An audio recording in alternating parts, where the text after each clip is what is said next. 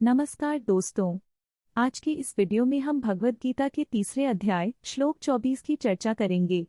यह श्लोक हमें यह सिखाता है कि किस प्रकार कर्म करना आवश्यक है और इसके पीछे की गहरी अर्थ को समझना भी उतना ही जरूरी है। अगर आपको हमारा कंटेंट पसंद आए तो कृपया लाइक करें और हमारे चैनल को सब्सक्राइब करना न भूलें।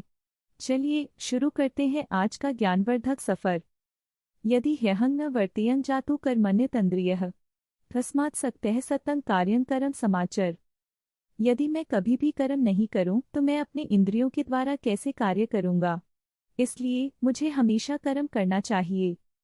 भगवद गीता के इस श्लोक में भगवान श्री कृष्ण अर्जुन को यह समझाते हैं कि कार्य करने से ही संसार का संचालन होता है।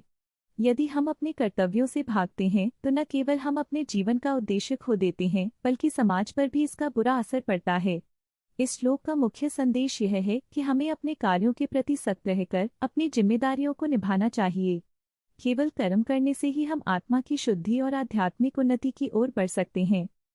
किसी गांव में एक युवा किसान रामू अपने परिवार के साथ रहता था।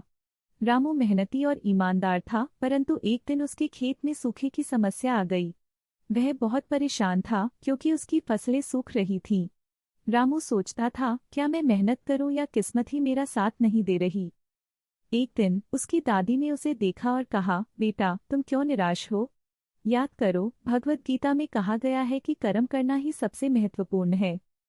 रामू ने कहा, लेकिन दादी अगर बारिश नहीं होगी तो मेरी मेहनत का क्या फायदा? दादी ने मुस्कुराते हुए कहा, बेटा तुम्हें कर्म करना है।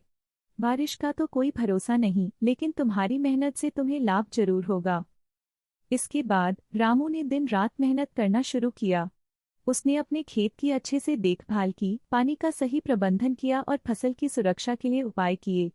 धीरे धीरे उसके प्रयास रंग लाने लगे। कुछ हफ्तों बाद आसमान में बादल आए और बारिश शुरू हुई। रामू की मेहनत ने उसे सफलता दिलाई। उसकी फसल अच्छी हुई और गांव में उसकी प्रशंसा होने लगी। वह समझ गया कि कर्म ही सबसे बड़ा धर्म है। इस कहानी से हमें यह सीखने को मिलता है कि हमें अपने कर्तव्यों का पालन करना चाहिए, भले ही परिस्थितियां कैसी भी हों। अगर हम अपने कर्मों में लगे रहें तो सफलता अवश्य प्राप्त होगी। दोस्तों, यदि आपको यह कहानी पसंद आई हो तो कृपया लाइक करें और हमारे चैनल को सब्सक्राइब करना न भूलें।